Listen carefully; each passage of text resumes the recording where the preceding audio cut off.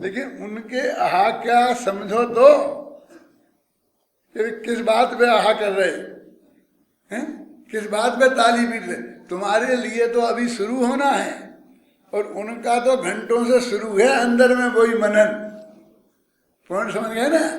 और उस मनन में उस पॉइंट पे कहीं वो आए कि जहां उनको आहा आता है तो उनने तो बस वो समझो अब वाणी शुरू करी और आहा से शुरू कर दिया। आहा गजब से आचार्य ने, दिगंबर आचार्य, क्या है दिगंबर पंडितों ने भी गजब किया है। अब पंडितों की ये बात गीत गाने लगी और फिर अपने बात करने लगे। करते थे कि नहीं ऐसा? यानी ये आभीक्षण ज्ञानोपयोग का काम है, समझे ना। आभीक्षण ज्ञानोपयोग का काम है, तब कुछ हाथ लगता है। मतलब ऐसे कि कोरे पढ़ लेने से कुछ नहीं होता प्रमोद जी। हम जब लिखते हैं तो वहाँ लिखते लिखते ऑफिस में से घर आ जाते हैं तो खाना खाते वक्त भी दिमाग में वही चलता रहता है। फिर आगे जा कर के फिर वहीं से बैठ के उसी पंक्ति से फिर वहीं से लिखना शुरू कर देते हैं। यदि वो कंटिन्यूटी कायम नहीं रहे तो लिख सकते हैं। पाटनी जी हमसे यही कहते थे कि हाँ आप गजब के आदमी, हमको जिसने प्रवचन करना हो तो 3 घंटा पहले फ्री चाहिए, हम कुछ ना कुछ पढ़ें और आप एकदम ऑफिस में काम करते उठते हो तो जाके गद्दी में बैठ जाते हो, प्रवचन शुरू हो जाता है। फिर आकर के फिर काम शुरू हो जाता है वहीं का वहीं जहाँ से छोड़ा था आपने। यदि वो कंटिन्यूटी रहती है। आपको हम जितना पढ़ते देखते हैं उतना ही नहीं पढ़ रहे, हम दूसरा कुछ नहीं कर रहे ना। तुमने 2 काम बताए थे वो हम भूल गए ना। क्यों? तो उनको जगह नहीं मिली यहां रखने के लिए। ऐसे स्वाध्याय करो। जिनवाणी अपनी माँ है, सर्वज्ञ भगवान की वाणी है। तो कहते क्या फर्क है तुझ में और केवली में? लेकिन श्रुत ज्ञान में और श्रुत केवली में क्या फर्क? इस श्रुत की उपाधि लग गई तेरे को, वो उपाधि की तुम उपेक्षा कर दे। कहते छोड़ तो सकता नहीं, अभी तो केवल ज्ञान हो जाए मुझे श्रुत ज्ञान नहीं रहे, ऐसा तो हो नहीं सकता।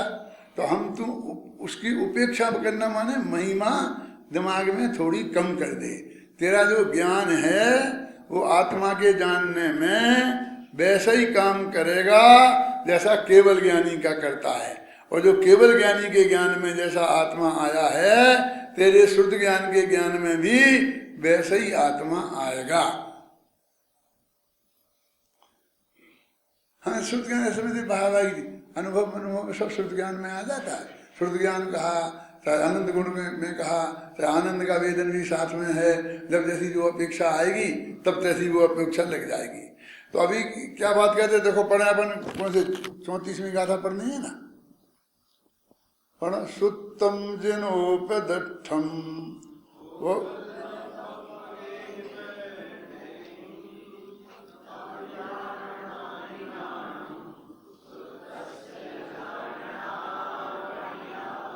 देखो सुत्तम जिनोपदिष्ठम, जिनेन्द्र भगवान के द्वारा कहा गया सूत्र।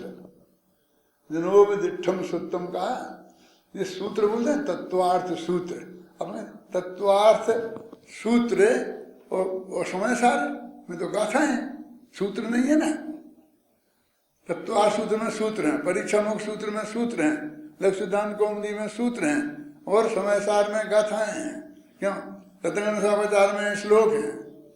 ऐसा ऐसा अलग अलग है, ऐसे बोलते कि नहीं बोलते अपन। समय सार में देखो, अथ गाथा सूत्र अवतरते। अब गाथा सूत्र का अवतार होता है, लिखा क्या नहीं लिखा? तो गाथाएं लिखी वे भी सूत्र हैं। संक्षिप्त कथन माने सूत्र, चाहे वो गद्य में हो चाहे वो पद्य में हो, सब सूत्र कहलाते हैं। और वो कहते हैं जिनोपदिष्ठम, जिनेन्द्र भगवान की वाणी में जो आया वो सब सूत्र है। लिखा इसमें देखो, सुत्तम जिनोपदिष्ठम पौगल दब्बप गेहि बयणी, वे पुद्गल द्रव्य से बना है। वो द्रव्य वे वचन बने हैं जो अनंत भगवान के, वे पुद्गल द्रव्य से बने हैं। पुद्गल द्रव्य की रचना है। ये जो शास्त्र में लिखा है ये पुद्गल द्रव्य की रचना है ना, लेकिन जो भगवान ने साक्षात बोले वो तो उनने साक्षात बोले हैं ना, उन्हें भी पुद्गल कहोगे। दोनों ही पुद्गल हैं। अच्छा, ये कौन से पुद्गल हैं, ये कौन से पुद्गल हैं? वो भाषा वर्ण के पुद्गल हैं, वो जो आहार वर्ण के पुद्गल हैं। ये जो है ना, ये आहार वर्ण का बना हुआ है, क्या है, ये सूत्र से आई बदल गए क्यों होंगे? बरगना तो कोई पुद्गल ही की है ना। सुत्तम जिनो विदिठम पुद्गल दब्बप गेहि बयनेहि, पुद्गल द्रव्यात्मक वचनों के द्वारा, सर्वक भगवान के द्वारा कहे गए पुद्गल द्रव्यात्मक वचनों के द्वारा तम जाणयाहिणाणम, जो जानना होता है उसको ज्ञान सुत्त ज्ञान कहते हैं। सुत्तस्य जाणया भणिया कौन कहते हैं भैया? कौन कहते हैं? सूत्र के जानने वाले कहते हैं सुत्तस्य जाणया भणिया। ददन सप्ताह में एक श्लोक आता है, दूसरा तीसरा श्लोक होगा, उसमें बहुत ऐसा ही शब्द प्रयोग है कि अभी याद नहीं आ रहा है कि वो के भगवान कहते क्या कहते हैं, तो वो कहते इसके जानने वाले भगवान इसको कहते हैं। ऐसा क्या है?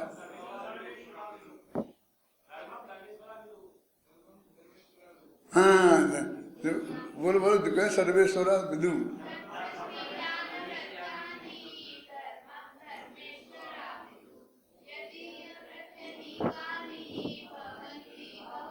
धर्मम, धर्म कहते हैं कौन?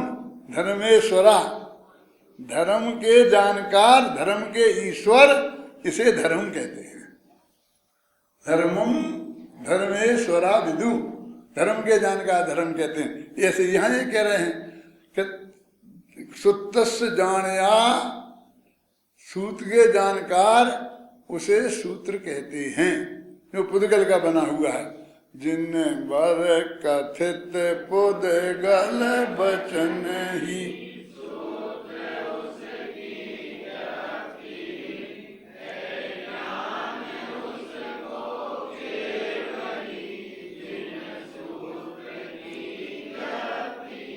अब ये छंद है और मैं इसे गद्य के रूप में पढ़ता हूँ, ध्यान से आप देखो। जिनवर कथित पुद्गल बचन ही सूत्र, उसकी ज्ञप्ति ही है ज्ञान, उसको केवली जिन सूत्र की ज्ञप्ति कहें। अंतराय समझ में? मतलब उसे आपको पढ़ने से पूरा अर्थ खुल जाएगा, माने कहाँ रुकना, कहाँ वो वाक्य पूरा बनेगा। फिर ध्यान से दो, ऐसा जब बनाते हैं तभी ऐसा होता है। जिन वर कथित पुद्गल वचन की वचन ही सूत्र, सूत्र कोमा समझ लो, पुरस्कार क्या? जिनवर कथित पुद्गल के वचन हैं वे ही सूत्र हैं, और उसकी ज्ञप्ति, उन सूत्रों का जानना ही ज्ञान है, माने श्रुत ज्ञान है। और उसको केवली भगवान जिन सूत्र की ज्ञप्ति कहते हैं। कौन? केवली भगवान जिन सूत्र की ज्ञप्ति कहते हैं। गद्य भी है, गद्य जैसा पद। ये जो विशेषता है छंदों में, ये पंचाध्यायी में पाई जाती है। उनकी संस्कृत इतनी अच्छी है कि वो गद्य जैसा पद बोलते चले जाते हैं।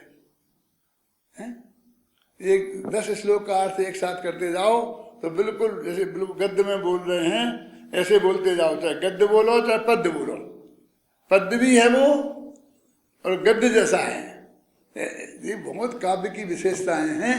इनमें आप देखोगे कैसा, जिसमें कि एक शब्द यहाँ से वहाँ हटा दो तो कैसे हट सकता है? सब अर्थ बदल जाएगा, नहीं हट ही नहीं सकता है। अब देखिए, पुद्गल द्रव्यात्मक वचनों के रूप में जिनेन्द्र भगवान द्वारा कहे गए वस्तु स्वरूप के ज्ञान को सूत्र की ज्ञप्ति अर्थात स्तुति ज्ञान कहा गया है। मन जिसमें जिनेन्द्र भगवान की वाणी निमित्त है, ऐसा जो ज्ञान है, आत्मा का ज्ञान हो, छह द्रव्यों का ज्ञान हो, उसको श्रुति ज्ञान कहते हैं। और सुनने के कारण भी उसे श्रोत्रेंद्रिय विषयत्वात् भी उसे श्रुति ज्ञान कहते हैं। श्रोत्रेंद्रिय का विषय होने से भी उसे श्रुति ज्ञान कहते हैं। तो ये जो श्रुति ज्ञान की परंपरा निमित्त के रूप में यदि जिनागम में किसी को भी रंच मात्र महत्व है वो दिया गया है, तो वो सिर्फ देशनालब्धि को। क्या कहना चाहता हूं मैं, आप समझो। और निमित्त की कोई उपयोगिता नहीं है। अब मैं यात्रा में, दान में, पूजा में, पाठ में, एक एक को मैं नहीं गिनाऊंगा,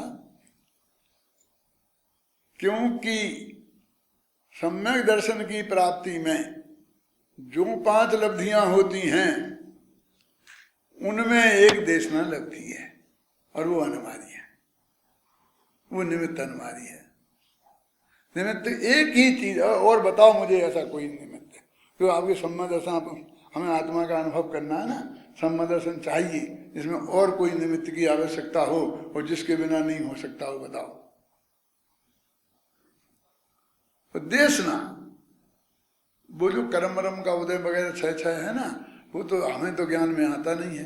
हम तो शास्त्र में पढ़ के जानते हैं। अब हमारे कौन से कर्म का उदय कैसा आ रहा है, उदीर्णा हो रही, क्या हो रही, हमें कुछ पता नहीं है। माने वो हमारे काम का कोई ऐसा निमित्त नहीं है। वो तो निमित्त कहा है जो हमने शास्त्र में पढ़ के जान लिया। लेकिन ये देशना में तो हम इन्वॉल्व होते हैं ना, हम समूह में जाते हैं। आप लोग अपने गाँव छोड़ के आए हैं, यहाँ पर बैठे हैं, सुन रहे हैं, हम बोल रहे हैं, यानी ऐसा सक्रिय निमित्त जिसे अपन बोलते हैं, जिसे हम करें, क्या करें। ऐसा हमें आत्मा का कल्याण करना है, हमें आत्मा समझना है, क्या करें, क्या करें बोलो। कि आत्मा समझना है क्या? आत्मा समझना है, तुमने नक्की तो कर लिया, क्या करें, आत्मा को समझो। उत्तर समझ में आया कि नहीं आया? आप खुद तो उत्तर बना के लाए हो कि हमें आत्मा समझना है। अब पंडित जी आप बताओ हम क्या करें। तो तुम ही तो कह रहे हो कि हमें आत्मा समझना है, तो आप बताओ ना क्या करेंगे। आत्मा को समझो और क्या करो, वही उत्तर है। नहीं, जो आपका प्रश्न है वही उत्तर है कि आत्मा समझना है तो आत्मा समझो।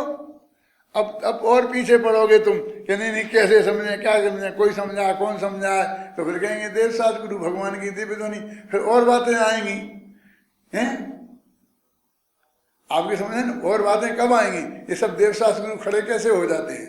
जैसे खड़े हो गए कि देशना लब्धि चाहिए तो वो सच्चा देव होगा।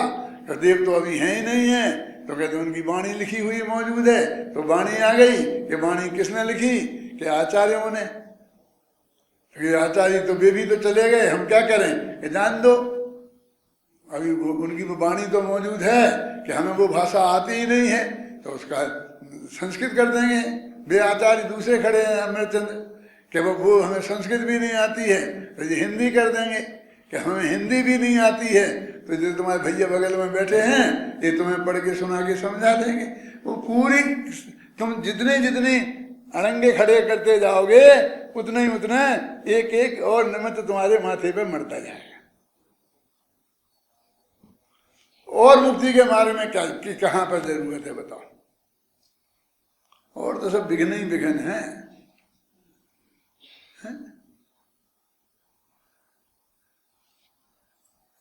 इसीलिए भगवान की दिव्य ध्वनि को इतना महत्व मिला। आचार्यों के वो देखो इतनी उत्कृष्ट कोटि की वीतरागता हो गई कि जो 6वें 7वें गुणस्थान में पहुंच गए, जहां तक उसमें जाकर के आगे श्रेणी में चढ़ सकते हैं, इतनी उत्कृष्ट स्थिति में वहां से लौट के आकर और ये लिखने का, ये बोलने का विकल्प आया। यदि ये नहीं होता तो देशना लब्धि खत्म हो जाती। देशना लब्धि उपलब्ध है। जितनी आवश्यक जो चीज है उसकी उपस्थिति उतनी ही सस्ती होनी चाहिए। नहीं है समझ। देखो अपने को जीवन के लिए खाना चाहिए, पानी चाहिए, हवा चाहिए, चाहिए ना। 3 चीजें बहुत जरूरी हैं। और कपड़े हों तो पहन लेंगे, नहीं तो नहीं पहनेंगे, कम पहन लेंगे। क्यों? कपड़े भी तो जरूरी है ना, रोटी कपड़ा और मकान। मकान भी तो जरूरी है, नहीं तो छत के नीचे हैं कर लेंगे। लेकिन अब ये 3 चीजें जरूरी होंगी। कौन? खाना, पीना और। अब खाना कैसा अनिवार्य है कि दिन में एक बार अच्छी तरह शांति से मिल जाए तो 24 घंटे को निश्चिंत है। तो 24 घंटे में एक बार की जरूरत है। हमारे मुनिराज ले लेते हैं तो शांति से 100 वर्ष की उम्र तक जीते हैं, कोई बीमारी नहीं, कोई झगड़ा नहीं, कुछ नहीं है। लेकिन पानी तो दिन में 2-3 दफे तो चाहिए। क्यों? यानी खाने से ज्यादा जरूरी पानी है। तो जो खाने की कीमत है बाजार में, उससे पानी की कीमत कम है। अभी हो गई, पहले तो थी ही नहीं, पानी मुफ्त में ही मिलता था। क्यों? कोई किसी को पानी पिलाए तो उसके पैसा नहीं लेता था, अब तो लेने लग गए हैं। रेलवे स्टेशन पे वो गिलासों में पानी बिकता है। और सांस के प्रति समय चाहिए। 1 घंटा भी सांस नहीं ले तो नहीं चलेगा। तो सांस हवा बिल्कुल बिना कीमत की वो कहाँ उपलब्ध है? जहां तुम्हारी नाक है वहां। वो ये नहीं कहता है कि तुम्हारा जहां नाक है वहां हवा, वहां पानी नहीं है, वहां खाना नहीं है। खाना रसोई में मिलेगा, पानी अपनी जगह मिलेगा, लेकिन हवा तुम उठा के जाके लेकर के ले ले, ऐसा नहीं। जहां तुम्हारी नाक है वहां हवा होनी चाहिए। तो जहां हवा इतनी जरूरी है ना जीवन के लिए, तो आत्मा कि जहां तुम हो वहां नहीं, वही असली जीवन है ना। आत्मा के जीवन के लिए आत्मा की जरूरत है, निरंतर। अब वो इसलिए और कुछ नहीं है, बस अपने यहाँ 2 ही बात है कि एक वो आत्मा और एक परमात्मा। आत्मा तो अपना आत्मा है ही, तो अपन है ही। और यदि उसमें नहीं रहा जाए तो परमात्मा के घर चले जाना। मां परमात्मा का घर कौन सा है? ये मंदिर ही नहीं, बल्कि वो उनकी वाणी, उनकी जो है वो भी आप पढ़ रहे हो तो परमात्मा के घर ही जाना हुआ ना। उसी में अपनी चर्चा का विषय बना रहे हो, सोच रहे हो, मंथन कर रहे हो, वो सब चीज आगे फिर वो परमात्मा हो। फिर लौट के आत्मा में आ जाओ। शुभ से शुद्ध से शुभ, शुद्ध से शुभ। शुद्ध में गए तो आत्मा में गए। और शुभ में कौन सा शुभ? सिर्फ देशना लब्धि वाला। सुनो, सुनाओ, पढ़ो, पढ़ाओ, लिखो, लिखाओ। टोडरमल जी ने लिखा ना सब कि कितने अंग हैं शुद्ध साधना के, वो सारे अपने जीवन में उपयोग करो। कि दूसरों को पढ़ाएं, हाँ मैं जरूर पढ़ाऊं। पहले खुद पढ़ो। कहते अब हमारा तो निकल गया, अब हम तो नहीं पढ़ पाए, हमारी तो अगले हमें देखेंगे, लेकिन हम दूसरों को जरूर पढ़ाएंगे। क्या जे काला अक्षर भैंस बराबर है, वही सारी दूसरों को पढ़ाएंगे। तुम्हें पंडित जी पता नहीं है, वही पढ़ाते हैं। हम विद्यालय खोल देंगे, पढ़ेंगे सब विद्यार्थी। तुम पढ़ाओगे कि हम पढ़ाएंगे? क्यों बोलो? तुम पढ़ाओगे कि हम पढ़ाएंगे? कि पढ़ाओगे तो तुम ही, लेकिन नाम हमारा ही होगा।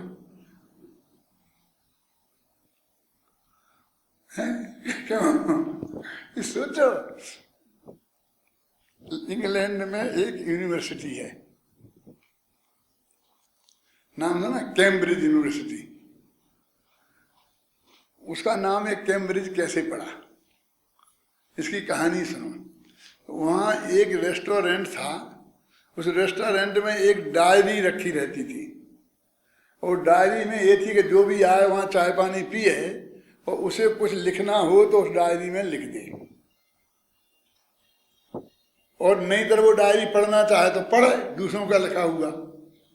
तो एक आदमी ने उसमें लिख दिया कि मेरे पास यदि 100 पाउंड होते तो मैं इसकी 100 किताबें खरीदता और 100 घर में जाता, उन्हें दे के आता और उनसे कहता पढ़ना, 3 दिन बाद आऊँगा मैं ले जाऊँगा, फिर भी वो किताबें मैं लेकर दूसरे के घर दे के आता। ऐसा उसने लिखा। तो एक आदमी आया, वो चाबी ने उसने पढ़ा, अरे जी भाई बड़ा दिमाग का आदमी है, इसे 100 पाउंड मिल जाए, इसके पास 100 पाउंड नहीं है और जी इतना बड़ा काम करने को तैयार है ज्ञान के प्रचार में। तो उसने नीचे लिख दिया कि भाई साहब आपके पास यदि 10,000 पाउंड होते तो क्या करते। क्या लिख दिया? आपके पास यदि 10,000 पाउंड होते तो क्या करते। वो उसने आगे पढ़ा तो कहा ये कौन आदमी है, होगा कोई के मन में आया होगा। तो उसने फटाफट दूसरी योजना बनाई, 10,000 पाउंड में क्या हो सकता है ज्ञान के प्रचार में। परमात्मा सुनना, दूसरी योजना बनाई, बना करके और उस डायरी में लिख दी कि मैं ऐसा ऐसा करूँगा, ऐसा करूँगा, ऐसा करूँगा, पूरे गांव को शिक्षित कर दूंगा, ये कर दूंगा, वो कर दूंगा। फिर वो आया, उसने पढ़ा तो उसने कहा आपके पास 1 अरब पाउंड होते तो क्या करते। क्या लिखा? तो पहले वाले ने पढ़ा कि पागल है, पागल है, हमको पागल समझता। हमने जो अपनी बात लिखी तो हमको ये बोलता है क्या करता है। तो उसने कहा भाई साहब उनसे हमें मिला दो, ये कौन है। उनसे मिला है तो उन्होंने कहा कि आप जी क्या कर रहे हैं, 1 अरब पाउंड। क्या हाँ 1 अरब पाउंड होते नहीं है क्या। हाँ बोले बोलो तुम क्या कर रहे कि मुझे 8 दिन लगेंगे। 8 दिन, तो 8 दिन दिए उसने। वो 8 दिन में उसने एक यूनिवर्सिटी का पूरा प्लान तैयार किया, बिल्डिंग बनाने से लेकर पढ़ाने लिखाने से लेकर के सब तैयार किया। और 8 दिन बाद जाकर के उसने वहां पेश कर दिया उसके सामने। वो भी आया, दोनों मिले क्या कि मैं 1 करूंगा, 1 अरब डॉलर होंगे तो, पाउंड होंगे तो उसने उसी वक्त निकाला चेक बुक और 1 अरब पाउंड का चेक लिख दिया कि लो जाओ और करो। सुनी कभी कहानी ऐसी? नकली नहीं है, असली है। फिर यूनिवर्सिटी बन के तैयार हो गई। अब नाम रखने का मौका आया कि इसका नाम क्या रखा जाए। क्या बहुत वाद चला। वो कहता था कि आपने सारा खर्चा किया है, आपने पैसा दिया है, तब ये काम हुआ है, नहीं तो ये काम नहीं हो सकता था। इसलिए इसका नाम आपके नाम पे रखा जाए। और वो ये कहता था कि मेरा पैसा तो घर में ढेर सारा पड़ा था मिट्टी जैसा, और तुम ये योजना नहीं बनाते, तुम्हारे दिमाग में ये योजना नहीं आती और तुम उसको कार्यान्वयन नहीं करते तो वो ऐसा ही पड़ा रहता। इसलिए तुम्हारे नाम पर यूनिवर्सिटी रखी जाए। अब मैं आप सबसे पूछना चाहता हूं कि वो कैम्ब्रिज नाम किसका था, उस सेठ का कि उस आदमी का?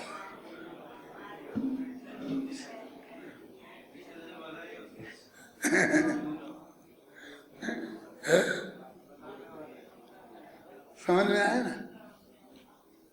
उसका नाम था, किसका? योजना बनाने वाले का। बनाने वाले का नाम था क्या कि उसके नाम पे वो यूनिवर्सिटी बनी है। मेरे कहने का मतलब ये है कि पैसा तो ढेर सारा सब जगह पड़ा है, गवर्नमेंटों के पास भी पड़ा है और हम व्यापारियों के पास भी पड़ा है, जहाँ देखो जहाँ निकलता है।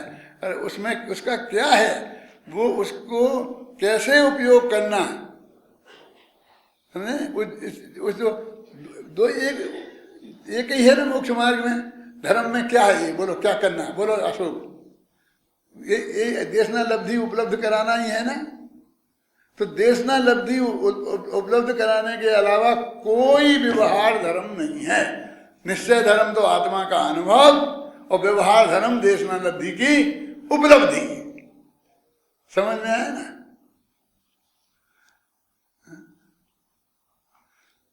अपनी दिनवाणी में कहीं कोई कमी नहीं है। जब दान की चर्चा करी तो उनने 4 दान बताए। तो पहले ज्ञान दान लिखा, आहार दान लिखा, क्यों, औषध दान लिखा, अभय दान लिखा, और पैसा दान लिखा ही नहीं कि उसमें किसी में गर्भित कर लेना, इन्हीं में से किसी में गर्भित कर लेना, तुम जान लेना। बोलो क्या है? तो अपने आचार्यों ने कोई कसर छोड़ी?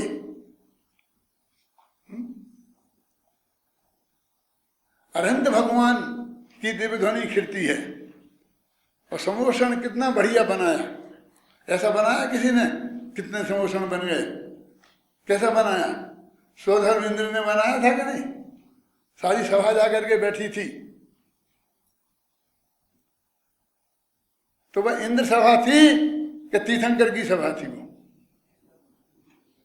वो समोषण किसकी सभा है? बनाई तो इंद्र ने।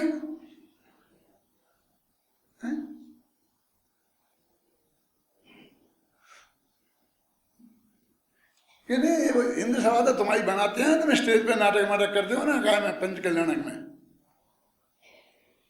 इतनी बढ़िया इंद्र सभा, इतनी बढ़िया इंद्र सभा। तुम इंद्र सभा जानते हो? बीच में कौन बैठा है? स्वधर्म इंद्र। और कोने में कौन बैठा है? 16वां इंद्र। क्यों? तो पहले स्वर्ग के इंद्र में 16वां उस कोने में आके बैठेगा। ऐसा ही हो गया ना कि विद्वानों की सभा में एक मूर्ख को बैठा दिया अध्यक्ष की कुर्सी पर, और सबसे अंत में चाणक्य जैसे कोई विद्वान होंगे उनको जगह दे दी। ऐसी होती है इंद्र सभा। ये इंद्रों की सभा है।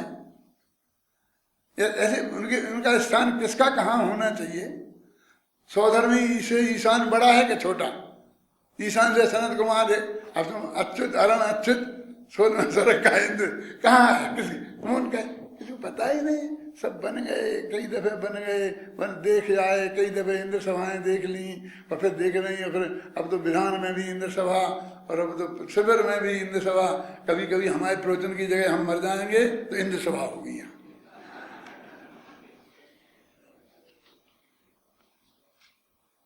नाराज मत होना पंडित तो तुम्हारी कुछ बात नहीं है इसमें। तुम क्या करते हो? सब कर रहा है, सारा देश कर रहा है। मुझसे तो बाबू भाई ने कहा था, मैंने ये नैरोबी में सुनाया था सब, तो बाबू भाई ने कहा था पंडित जी आप लिख दो एक पंच कल्याणक हैं, और किताब हम वैसा ही कराएंगे गारंटी से। मैंने कहा नहीं करा पाओगे, हमारे साथ तुम भी जाओगे क्योंकि समाज में इतनी गहराई से अंधकार छाया है, कोई नहीं सुनेगा। सब इतनी स्पष्ट तर्क हैं, युक्तियां हैं, सब बातें हैं, लेकिन कोई नहीं सुनेगा। इसलिए तुम तो चुपचाप शांति से चलने दो जो चल रहा है, हैं? मैं बंद कर देता हूं, आप घबराओ नहीं। मैं क्या नहीं बढ़ाऊंगा मैं ज्यादा, लेकिन मैंने बताया ना नमूना, सिर्फ देशना लब्धि गोष्ठी होती है। जो अपन 4 आदमी बैठ के स्वाध्याय करते हैं वो है बस धर्म, व्यवहार धर्म वो है। वहां से लेके समोषण तक, समोषण से लेकर 2 आदमी बैठ के बातचीत करते हैं आपस में, एक आदमी बैठ के चिंतन करता है, वो तो सामायिक में चला जाएगा, वो तो असली धर्म में चला जाएगा। तो ये देशना लब्धि है, और ये निमित्त के रूप में देशना, और उपादान के रूप में अपना भगवान आत्मा। बस वो श्रुति ज्ञान, एक ज्ञान एक श्रुति ज्ञान, ये 2 ही धर्म है, निश्चय धर्म भी और व्यवहार धर्म भी।